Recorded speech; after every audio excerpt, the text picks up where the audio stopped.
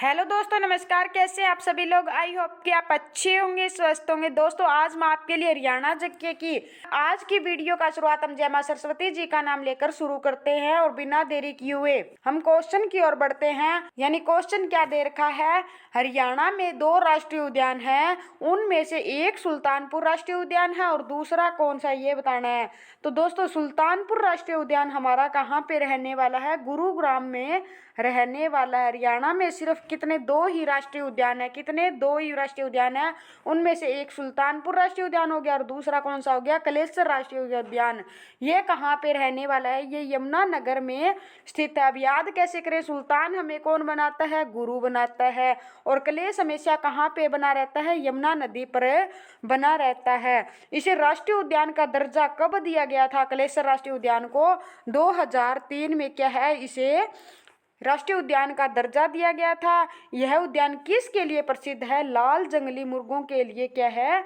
लाल जंगली मुर्गों के लिए यह उद्यान प्रसिद्ध है। और क्षेत्रफल पूछ ले, इसका कितना रहने वाला है?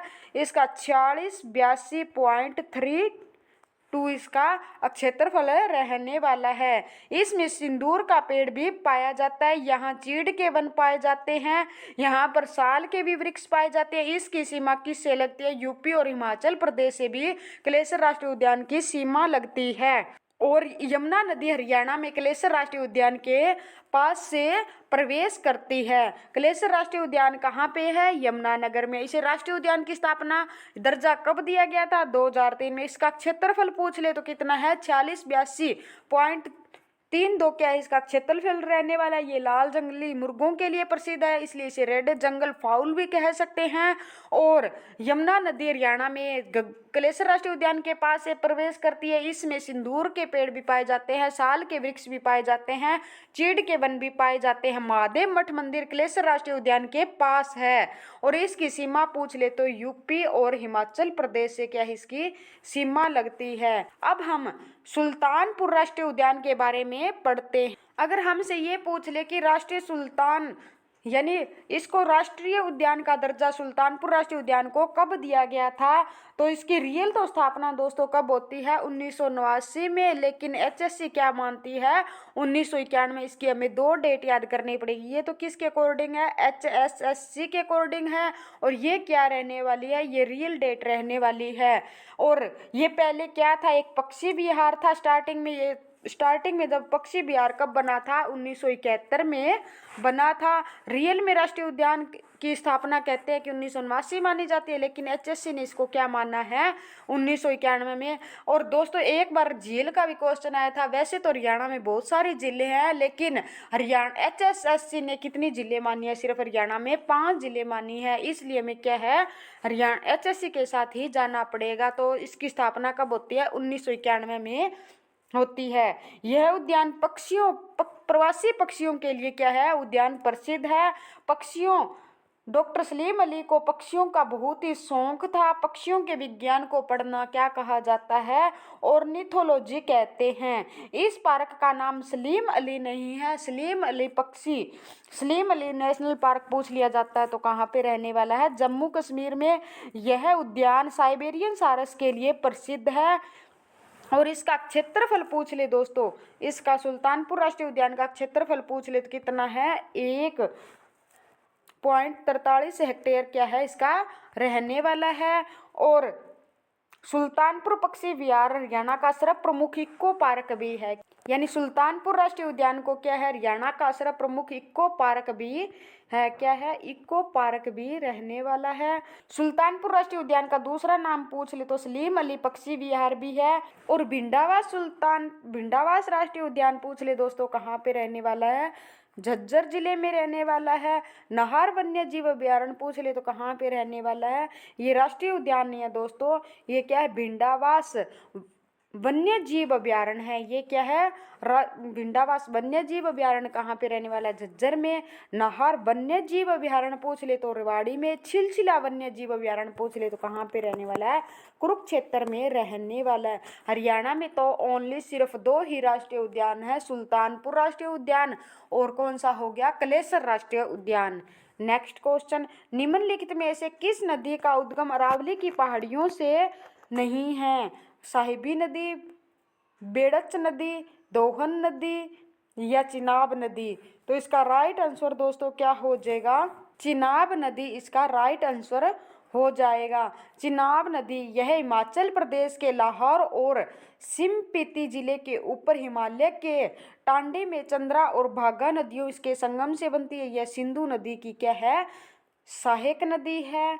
साहिबी नदी, यह नदी जयपुर से मनोहरपुर और जीतगढ़ के निकट मेवात की पहाड़ियों से निकलती है। प्राचीन समय में साहिबी नदी को दृष्टवती नदी भी कहा जाता है। और दोहन नदी पूछ ले दोस्तों, दोहन नदी क्या है? यह नदी डोसी की पहाड़ियों महेंद्रगढ़ जिले से निकलती है। नेक्स्ट क्वेश्चन, हरियाणा का यह जिला 1 नवंबर 1989 को करनाल जिले से निकाला गया। 24 जुलाई 1991 को फिर करनाल जिले में मिला दिया गया। 1 जनवरी 1992 को यह पुनः एक पृथक जिला बन गया। यह कौन सा जिला है? तो कौन सा जिला रहने वाला है? पानीपत रहने वाला है। हरियाणा का पानीपत एकमात्र ऐसा जिला जिसका गठन क्या है?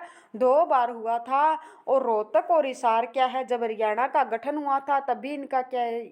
गठन हो चुका था 1966 को। नेक्स्ट क्वेश्चन, आम के उपवनों का अस्तित्व निम्नलिखित में से किस नगर के साथ अपना नाम जोड़ता है? तो अम्बाड़ा इसका राइट आंसर हो जाएगा।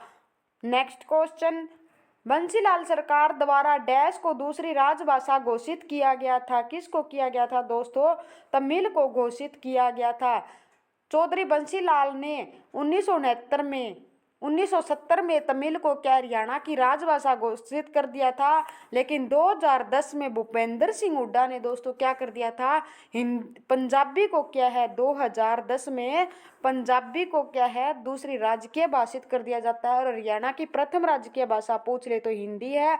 और हिंदी की लिपि पूछ ले तो कौन सी रहने वाली है? देवनागरी। देवनागरी लिपि की विशेषता क्या है दोस्तों? ये लेफ्ट टू राइट लिखी जाती है। लेफ्ट टू राइट यानी दाएं से बाएं लिखी जाती है। नेक्स्ट क्वेश्चन, मोहम्मद गौरी ने पृथ्वीराज चौहान को निम्नलिखित में से किस स्थान पर हराया था? तराइन के स्थान पर हराया था। डी इसका राइट आंसर हो जाएगा। तराइन कहाँ पे रहने वाला है? करनाल जिले में रहने वाला है। मोहम्मद गौरी तराइन के दूसरे युद्ध में 1992 में मोहम्मद गौरी ने पृथ्वीराज चौहान को हराया था। कुरुक्षेत्र में महाभारत के युद्ध में पांडवों ने कौरवों को हराया था। पानीपत में 1526, 1556 और 1761 ये क्या है? 3 ऐतिहासिक युद्ध हुए हैं। नेक्स्ट क्वेश्चन, भारत सरकार ने 23 अप्रैल 1966 को डैश के अध्यक्षता में विद्यमान राज्य पंजाब के विभाजन और नए राज्य की सीमाएं निर्धारित करने हेतु आयोग बनाया। क्या बनाया था? आयोग बनाया। किसकी अध्यक्षता में बनाया था दोस्तों? जे.सी. शाह की अध्यक्षता में बनाया था। नेक्स्ट क्वेश्चन, डैश को उर्दू काव्य के समीक्षा का पहला घोषणा पत्र कहा जाता है? किसे कहा जाता है? मुकद्दम ए शेरो शायरी कहा जाता है। ये उर्दू भाषा का पहला घोषणा पत्र था। इसके संपादक पूछ ले तो कौन थे? अल्ताफ हुसैन वाली थे। नेक्स्ट क्वेश्चन, बाण भट्ट के हरिश्चरित्र के संबंध में निम्नलिखित में से कौन सा कथन असत्य है? उसका प्रथम अध्याय लेखक के जीवन और परिवार से समर्पित है। ये ठीक है दोस्तों। क्या है? पहला अध्याय सही है। 5वां अध्याय क्या है? 5वां अध्याय हर्षवर्धन के पूर्वजों से संबंधित है दोस्तों। ये क्या है? ये रॉन्ग हो जाएगा। 6ठा और 7वां अध्याय हर्षवर्धन के युद्धों और विषयों से संबंधित है। ये भी क्या है? सही दे रखा है। अंतिम अध्याय विंध्या के जंगलों में रहने वाले विभिन्न धार्मिक संप्रदाय का विवरण देता है। तो ये भी क्या है दोस्तों? सही है। इसमें क्या है? अंतिम अध्याय में देता है। लेकिन 5वां अध्याय दोस्तों क्या है? हर्षवर्धन के पूर्वजों से संबंधित नहीं है। बी इसका राइट आंसर हो जाएगा। नेक्स्ट क्वेश्चन, हरियाणा की पहली सशस्त्र बल तैयारी संस्था डैश में स्थापित की जाएगी? तो दोस्तों कहाँ पे स्थापित की जाएगी? सोनीपत में की जाएगी। पानीपत में काला अम्ब नामक स्थान पर वॉर मेमोरियल स्थापित किया जाएगा। और चंडीगढ़ में राजीव गांधी चंडीगढ़ टेक्नोलॉजी पार्क है। हिसार में क्या राष्ट्रीय स्तर का संग्रहालय क्या है? राखी गढ़ी है। नेक्स्ट क्वेश्चन, डैश को हरियाणा का पहला सूफी कवि माना जाता है? किसे माना जाता है? शेख मोहम्मद तुरक को माना जाता है। हरियाणा का पहला राज्यपाल कौन था दोस्तों? धर्मवीर था। और हरियाणा का एडवोकेट जनरल पूछ ले तो कौन था? बाबू आनंद स्वरूप क्या थे? हरियाणा के पहले एडवोकेट जनरल थे। नेक्स्ट क्वेश्चन, हरियाणवी लोक कथाओं के अनुसार गोगा पीर को रक्षक माना जाता है। किसका माना जाता है? सर्प का रक्षक माना जाता है। और गोगा भादुए के नवमी तिथि को क्या है? गोगा पीर का त्योहार मनाया जाता है। और छड़ी नृत्य दोस्तों किसकी याद में किया जाता है? गोगा नवमी पर छड़ी नृत्य किया जाता है। ये पुरुषों के द्वारा किया जाता है। नेक्स्ट क्वेश्चन, सावन माह के शुक्ल पक्ष की तृतीया को नाम जाने वाला त्योहार है? गुग्गा नवमी, सांझी, तीज, गोवर्धन पूजा। तो इसका राइट आंसर दोस्तों क्या हो जाएगा? तीज इसका राइट आंसर हो जाएगा। तीज क्या है दोस्तों? श्रावण माह के शुक्ल पक्ष की तृतीया को मनाया जाता है। और गुग्गा नवमी पूछ ले तो भादो शुक्ल पक्ष नवमी को गुग्गा पीर का त्योहार मनाया जाता है। गोवर्धन पूजा दोस्तों कब की जाती है? दीपावली के दूसरे दिन क्या है? गोवर्धन पूजा की जाती है। नेक्स्ट क्वेश्चन, महेंद्रगढ़ के प्रसिद्ध किले का नाम 1861 में डैश के नाम पर रखा गया था? महेंद्रगढ़ जिले के किसके नाम पर रखा गया था दोस्तों? राजा महेंद्र सिंह के नाम पर रखा गया था। और प्राचीन समय में महेंद्र का पुराना नाम क्या होता था? कन्नौड़ होता था। और महेंद्रगढ़ का मुख्यालय खुद महेंद्रगढ़ में न होकर कहाँ पे है? नारनौल में है। नेक्स्ट क्वेश्चन, सिंधु घाटी के लोग द्रविड़ थे। डॉक्टर गुदा सिंधु घाटी के लोग मिश्रित प्रजाति के थे। जॉन मार्शल सिंधु लोग मेमोरियल प्रजापति के थे। तो इसका राइट आंसर दोस्तों क्या हो जाएगा? जॉन मार्शल सिंधु लोग मेमोरियल प्रजापति के थे। ये क्या है? सुमेलित। जॉन मार्शल सिंधु लोग मेमोरियल प्रजापति के थे। ये क्या कथन है? सही नहीं है। डी इसका राइट आंसर हो जाएगा। बाकी तीनों के तीनों सुमेलित हैं। थैंक यू दोस्तों। नेक्स्ट वीडियो में फिर मिलते हैं। धन्यवाद। Good bye.